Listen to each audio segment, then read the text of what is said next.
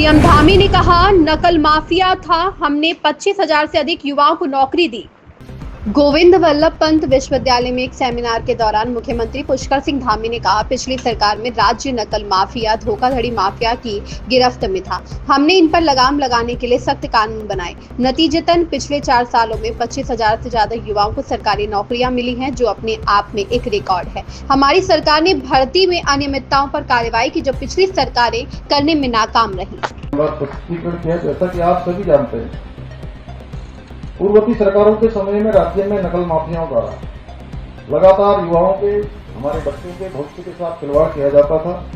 इसी को देखते हुए 2023 में भर्ती प्रक्रियाओं को पारदर्शी बनाने के लिए, नकल माफियाओं पर अंकुश लगाने के लिए हमने देश का सबसे कठोर नकल विरोधी कानून उत्तराखंड राज्य के अंदर लागू किया और इसका परिणाम हुआ कि पिछले 4 वर्षों में 25,000 से अधिक युवाओं को सरकारी नौकरियां प्राप्त हुई, जो अपने आप में एक रिकॉर्ड है।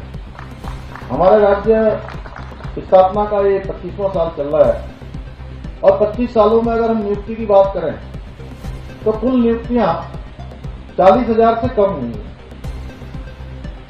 और इन 4 सालों में ये नियुक्तियां 25,000 हुई है और जितनी टोटल नियुक्तियां हुई हैं 40,000, उसमें से आप 25,000 माइनस कर देंगे तो आपको स्वयं डिफरेंस पता लगेगा कि इस दौरान कितनी रिकॉर्ड भर्तियां हुई हैं। तो भास्कर जी, आप नोट कर रहे हैं, आप भी नोट कर रहे हैं। मैंने 15,000 ज्यादा बोला है, शायद इससे कम ही होगा ये। 21 सालों में ये नियुक्तियां हुई है लगभग 15,000 और 4 सालों में नियुक्तियां हुई है 25,000। और ये कानून लागू होने के बाद 4 वर्षों में 100 से अधिक नकल माफियाओं को हमने जेल की सलाखों के पीछे भेजने का भी काम किया है, जिन्होंने पूर्व की सरकारों के समय में उत्तराखंड में नकल को एक उद्योग बना दिया था। आप सबको याद होगा कि 2002 के आसपास एक पौड़ी जनपद के जिलाधिकारी को, उस समय के तत्कालीन जिलाधिकारी को पटवारी भर्ती के कारण से हटा दिया गया।